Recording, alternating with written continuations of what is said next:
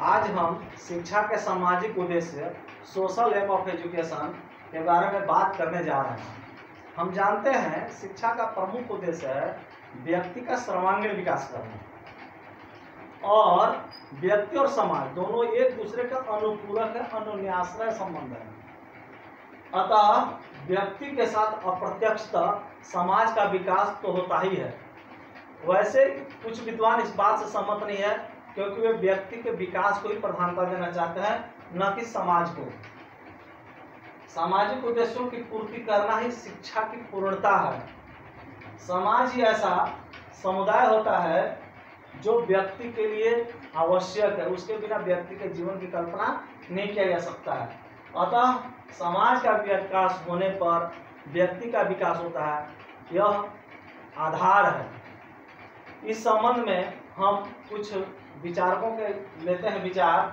Bradford महोदय कहते हैं, एक अच्छा विद्यालय संपूर्ण समाज को श्रेष्ठता के स्तर पर पहुंचाने का प्रयास करता है। रेमंड महोदय कहते हैं, समाजहीन व्यक्ति पूरी कल्पना है। बायर्ड एचफोर्ड महोदय का विचार है, समाज और शिक्षा का एक दूसरे से पारस्परिक कारण और परिणाम का संबंध है।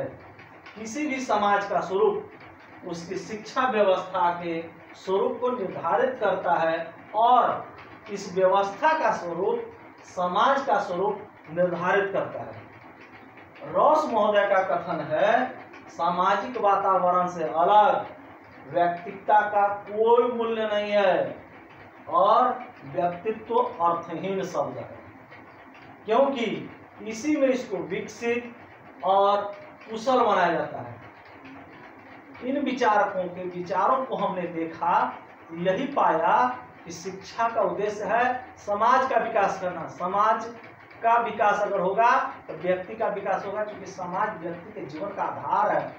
इस प्रकार से समाज के बिना मानव की कल्पना नहीं है और निश्चित रूप से मानव के बिना भी समाज की कल्पना नहीं है। तो चलिए हम इसके महत्व पर विचार करते हैं। पहला है, मानव एक सामाजिक प्राणी है, मैन इज सोशल एनिमल। अतः इसके बिना मानव जीवन की कल्पना नहीं किया जा सकता है। दूसरा इसका महत्व है, मानव जन्म से लेकर मृत्यु पर्यंत तक वह सामाजिक क्रियाकलापों में और सामाजिक प्रभाव में ही रहता है। तीसरा है, व्यक्ति रूपी पत्तों के स्थान पर समाज रूपी वृक्ष का पोषण आवश्यक है, जो सभी का पोषण करता है। चौथा, व्यक्ति का प्रारंभिक शिक्षा समाज में प्रारंभ होता है। पांचवा, समाज ही सभ्यता एवं संस्कृति के विकास का आधार होती है। छठा, समाज व्यक्ति को शांति एवं सुरक्षा प्रदान करती है। सातवां, बालक प्राकृतिक वातावरण की अपेक्षा सामाजिक वातावरण में उत्तम शिक्षा प्राप्त करता है। सातवां, बालक समाज जो होता है वह व्यक्ति को नैतिक मूल्य एवं चारित्रिक मूल्यों की स्थापना करता है। यह तभी संभव है जब व्यक्ति समाज में रहता है। नौवां, इसका जो उद्देश्य है, सामाजिक उद्देश्य है शिक्षा का, वह व्यापक होता है। 10वां, इसमें व्यक्ति के अन्य व्यक्तियों के अनुभवों का लाभ मिलता है। एक व्यक्ति जीवन में जैसा अनुभव किया है उसका लाभ दूसरे व्यक्ति को प्राप्त होता है। 11वां है, सुखी तथा समृद्ध अगर समाज रहेगा तो वह देश को उन्नति पर ले जाता है। और 12वां है, अकेलापन दूर करके, मानव अकेला जब रहता है तो ज्यादा स्ट्रेस महसूस करता है, तो अकेलापन दूर करके मानव जीवन में समरसता बढ़ता है, सरसता बढ़ता है। व्यक्ति को समृद्ध समाज का निर्माण करने में यह उपयोगी होता है। हम इसके महत्व को देखें तो ऐसा नहीं है कि केवल इसका महत्व इंपॉर्टेंस है, इसका भी क्रिटिसिज्म होता है। तो चलिए हम इसकी आलोचनाओं को देखते हैं। पहला है, यह व्यक्तित्व की अवहेलना करता है, इंडिविजुअलिस्टिक का अवहेलना करता है, व्यक्ति विशेष पर ध्यान नहीं देता है, इसलिए यह जो है सो व्यक्ति की अवहेलना करता है, इसलिए व्यक्ति के खिलाफ हो जाता है। दूसरा है, व्यक्ति का स्वतंत्रता का दमन किया जाता है, उसकी इच्छा का इसमें कोई सम्मान नहीं जाता है। सिर्फ समाज का जो हित है उसकी बात किया जाता है, किसी व्यक्ति विशेष की स्वतंत्रता का कोई यहाँ मतलब नहीं है। तीसरा है, इसमें जो व्यक्ति की इच्छा होती है, अभिलाषा होती है, उसका दमन होता है, जिसके चलते उसके अंदर सामाजिक विरोधी तत्व भी उभर जाते हैं, ऐसा गुण विकसित हो जाता है जो समाज विरोधी होता है। चौथा, सर्वांगीण विकास व्यक्ति का तो रुक जाता है, जिसके चलते उसके अंदर जो विशिष्ट गुण होता है उसका लाभ समाज को नहीं मिल पाता है। और पांचवा है, समाज जो होता है मानव का संग्रहित रूप है। मानव जब एक जगह है तभी समाज है, इस बिना मानव के समाज की कल्पना नहीं कर सकता है। इसलिए केवल समाज समाज कहना या तभी समझ या मानव है। अगला है, इसमें व्यवहारिकता पर ज्यादा बल दिया जाता है, प्राकृतिक ज्ञान पर कम बल दिया जाता है। नेक्स्ट है, सामाजिक उद्देश्यों की प्राप्ति करना ही इसका उद्देश्य रह जाता है। इसमें व्यक्ति के विकास की उद्देश्य की अवहेलना किया जाता है। और अगला है, इसमें वैज्ञानिकता का कम महत्व दिया जाता है। नेक्स्ट है, व्यक्ति के जो आध्यात्मिक विकास है, धार्मिक विकास है, उसका कलात्मक विकास है, उसको इसमें कम महत्व दिया जाता है। 9वां है, नेक्स्ट पॉइंट, यह उद्देश्य जो होता है अंतर्राष्ट्रीय की भावना का विपरीत होता है या मार्ग में बाधक होता है। अन्य समाज से इसका संबंध भी होना आवश्यक है। अगर परिवार का ज्ञान हो, हमारा समाज, देश, अंतर्राष्ट्र में किस प्रकार व्यक्ति को रहना है, उस प्रकार के अन्य समाज संबंधित भी इसमें ज्ञान आवश्यक होता है। इस प्रकार यह उद्देश्य भी अपने आप में पूर्ण नहीं है, अतः अन्य उद्देश्य को भी शामिल करके ही शिक्षा दिया जाना चाहिए। रेमंड का कथन है, व्यक्ति की पूर्णता और समाज का कल्याण दोनों ही शिक्षा के महत्वपूर्ण उद्देश्य होने चाहिए।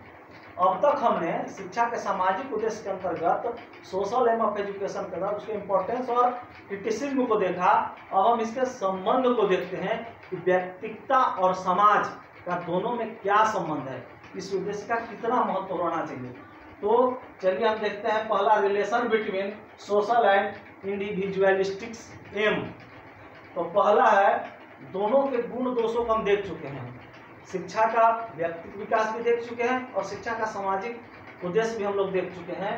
तो हम लोग इसके गुण दोषों का निर्णय कर चुके हैं, महत्व आलोचना की। अब हम इसके संबंध को देखते हैं। पहला है, समाज में मानव सभी क्रिया करता है, उसके जीवन की जो भी आवश्यकताएं हैं, वह जिस उम्र वर्ग पर जो कुछ भी प्राप्त करना चाहता है जीवन जीने के लिए, वह समाज में उसे प्राप्त हो सकता है, कहीं अन्य नहीं। यह आवश्यक है क्योंकि बालक का हम देखते हैं कि प्रारंभिक जो जीवन होता है अन्य पशु पक्षी जैसा नहीं कि बस जन्म लिया और कुछ दिन बाद अपने आप चलने लगा। वह दूसरे पर आश्रित रहता है, उसका शरीर की सफाई करना, कपड़ा बदलना, जो भी क्रिया है वह प्रारंभ से ही दूसरे पर आश्रित है। इस प्रकार से वो देखते हैं कि वह अगर व्यक्ति को अगर हम ऐसे छोड़ दें, खुले छोड़ दें जन्म के बाद, तो उसका जीवन बचना नामुमकिन के बराबर है, असंभव है। दूसरा हम देखते हैं कि व्यक्तिगत शिक्षा पर अगर ज़्यादा जरूरी ध्यान अगर नहीं दिया गया तब सामाजिक शिक्षा जो है सो पूरा नहीं हो पाएगा। इसलिए व्यक्ति की शिक्षा भी जरूरी है और समाज की शिक्षा भी जरूरी है, क्योंकि बालक जो होता है वह उंगली पकड़ना समाज में सीखता है और समाज का निर्माण भी व्यक्ति के मिलने से ही बनता है। और दूसरा है, व्यक्ति शिक्षा पर ज़्यादा जरूरी ध्यान नहीं दे तो समाज निर्मल होगा। अगर व्यक्ति विशेष पर अगर ध्यान नहीं दिया जाएगा तो भी समाज कमजोर हो जाएगा। इसलिए व्यक्ति चूंकि समाज की एक इकाई है, इसलिए उस पर ध्यान दिया जाना जरूरी है, तभी समाज का विकास हो सकता है। व्यक्ति पर अनावश्यक नियंत्रण भी अनेक दुर्गुणों को जन्म देता है, उसके अंदर बुराइयों को उत्पन्न करता है जो समाज विरोधी हो जाता है।